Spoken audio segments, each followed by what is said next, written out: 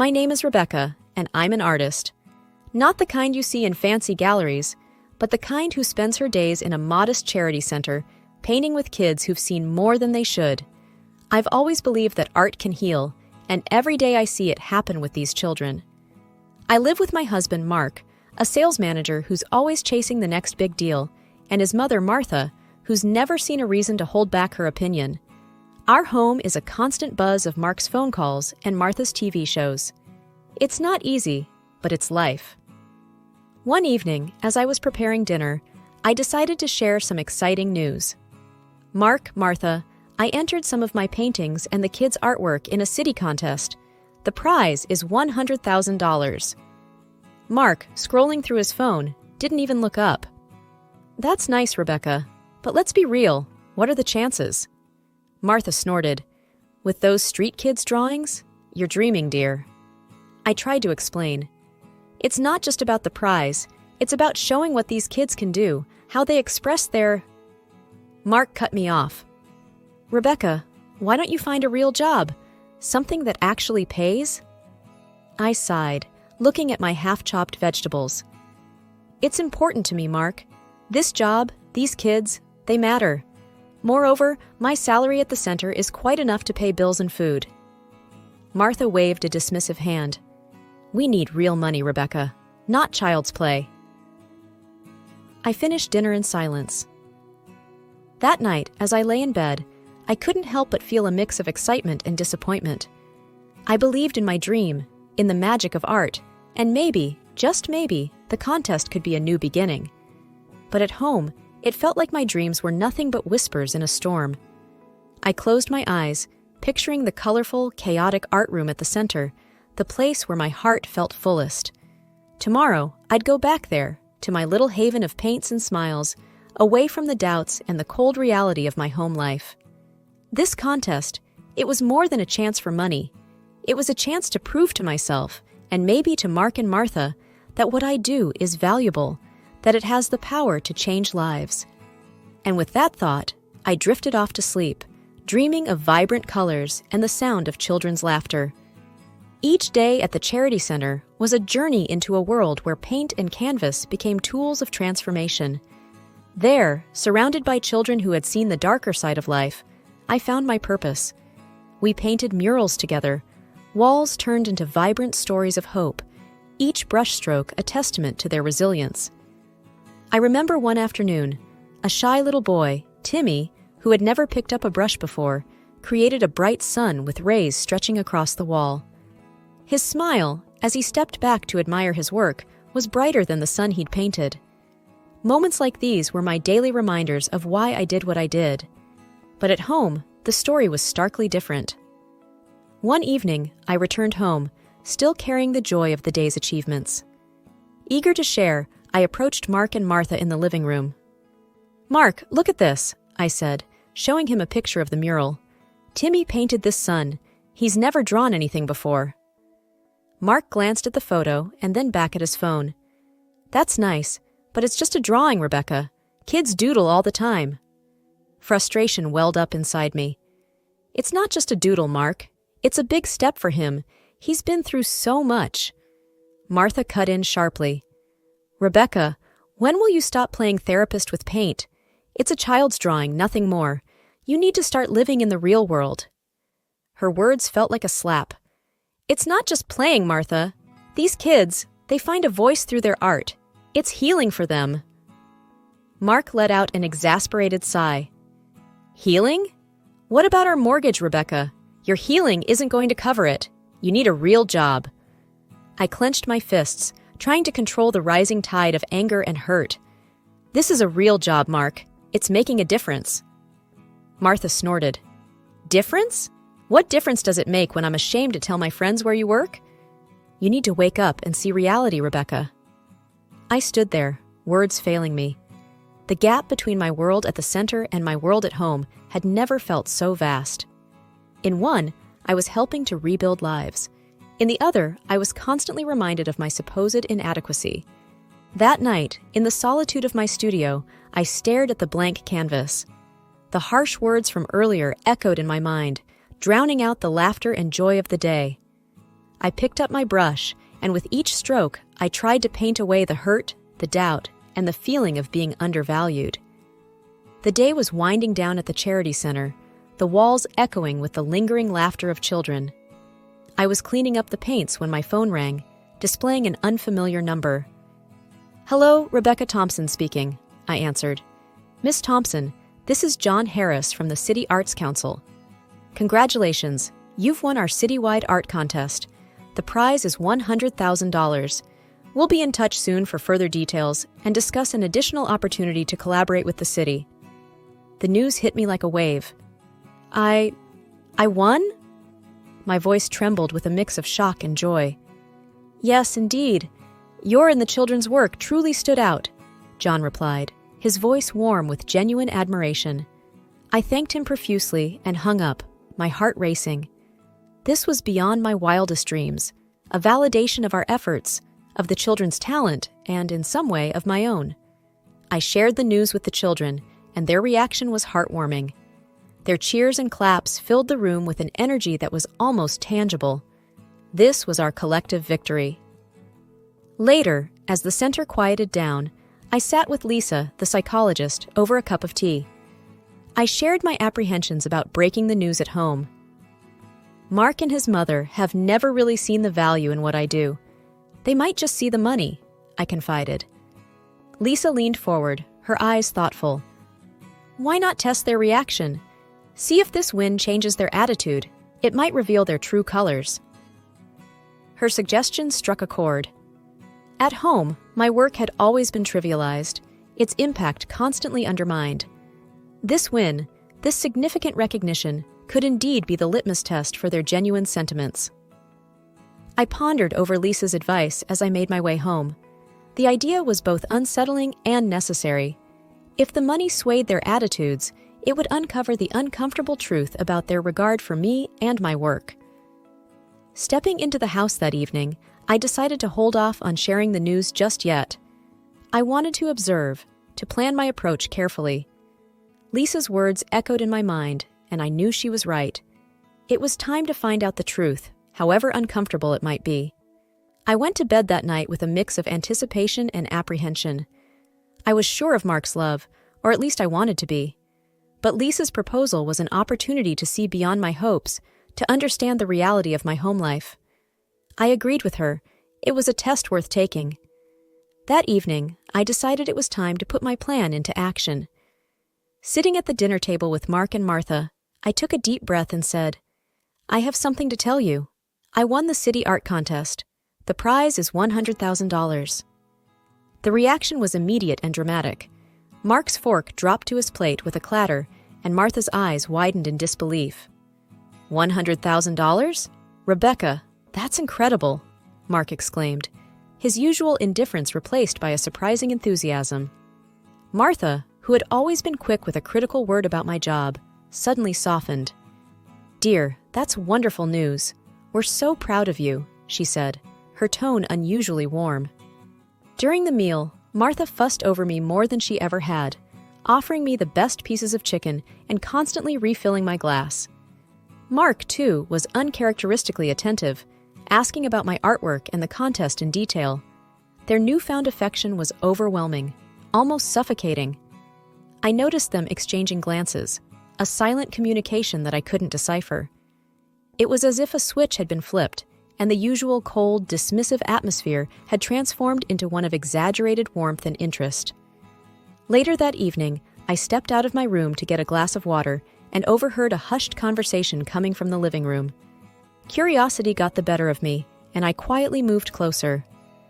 "We can finally redo the kitchen like we wanted," I heard Martha say in a hushed tone. "And get that new car. We deserve it after all," Mark added, his voice laced with greed.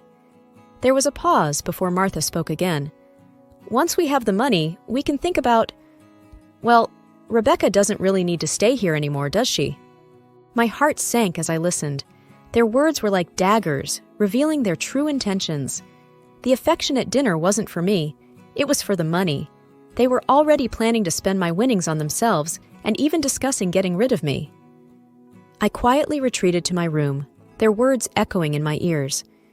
The test had revealed their true colors, and they were darker than I had imagined. I lay in bed, a mix of hurt and clarity washing over me. This was not the love and support of a family. It was opportunism, plain and simple. As I closed my eyes, the weight of their betrayal pressed heavily on my heart. The truth was out, and now I had to decide what to do with it. The morning air was tense as I sat down for breakfast with Mark and Martha. The news I was about to break would surely stir the pot, but I was determined to see it through. Casually, I started, "I've decided what to do with the contest money." They both perked up, leaning in with a keen interest that had been absent before. "I'm donating the entire $100,000 to the charity center," I said, watching their faces for reaction. The response was immediate and explosive. "What?" Mark slammed his hand on the table, his face red with anger. "Are you out of your mind, Rebecca?" Martha's voice was shrill, filled with disbelief and outrage. "You're giving away our ticket to a comfortable life? You foolish girl!" I remained calm, though their words stung. "It's not our money. It's mine, and those kids need it more than we do." Mark's voice was laced with scorn. "This is the most idiotic thing I've ever heard. You're a fool, Rebecca." Martha's anger bubbled over, her words harsh and unfiltered. "You've always been a disgrace, pretending to be some saint with those street kids. And now this? Throwing away a fortune?" I tried to explain. "It's not throwing it away. It's helping children who have nothing." But Mark was relentless. "It's not just about the money. You've always been this way, naive and foolish. I should have seen it sooner. I was planning to wait, spend the money first, but now? Now I want a divorce, Rebecca. I can't be with someone who throws away opportunities like this." His words cut through me, but they also brought clarity. This was the reality of our marriage, stripped of any pretense. I looked at them both, my decision firm. If that's how you feel, then it's clear to me now. This marriage, this relationship, was never about us. It was about convenience, about money. Without another word, I stood up and walked away from the table, away from the vitriol and greed.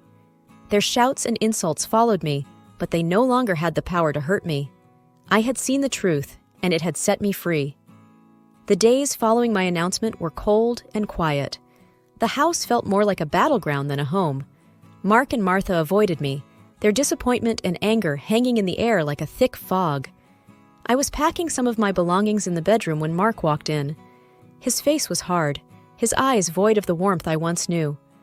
"So, you're really doing this? Throwing away our life for some charity?" he asked, his voice edged with bitterness. "I'm not throwing away our life, Mark. I'm choosing to do what's right with my money," I replied, folding a sweater into my suitcase. He let out a harsh laugh. "Your money? It was supposed to be our ticket out of here, Rebecca, and you just gave it away like it was nothing." "It was never about the money for me, Mark. It's about helping those kids, something you never understood." His frustration boiled over. "You're so blinded by your so-called mission that you can't see the real world. You're a dreamer, Rebecca, and dreamers don't survive." I zipped up my suitcase, feeling the finality of the moment. "Maybe that's the difference between us, Mark. I dream of making a difference, while you dream of money." Mark's face tightened. "You know what, Rebecca? Maybe it's better this way. I can't be with someone who doesn't see reality. I want a divorce." The words stung, but they didn't surprise me. "If that's what you want, Mark." He turned to leave, then stopped. "You were always a fool, Rebecca. I just didn't see it until now." After he left the room, I sat on the edge of the bed, the weight of his words sinking in. The love I thought we had was overshadowed by greed and misunderstanding. As I carried my suitcase downstairs, Martha didn't even look at me. Her disdain was clear, her silence louder than any words. Stepping out of the house, I felt a sense of relief mixed with sorrow. The chapter of my life with Mark and Martha had closed, but ahead of me was a path of my own making. I got into the taxi, glancing back at the house one last time. This wasn't just an end, it was a beginning of a life where I could be true to myself and my dreams, free from the chains of greed and misunderstanding. The day to sign the divorce papers arrived with a mix of relief and finality. I walked into the lawyer's office, feeling a sense of purpose. Mark was there, and to my surprise, Martha accompanied him. Their presence together was a stark reminder of the life I was leaving behind. As we sat down, Martha didn't waste any time. "You're making a huge mistake, Rebecca. Throwing away a marriage over some charity money," she hissed, her tone laced with disdain. "And how do you plan to survive? With your tiny salary? You can't even afford a decent place to live," she continued, her words sharp and biting.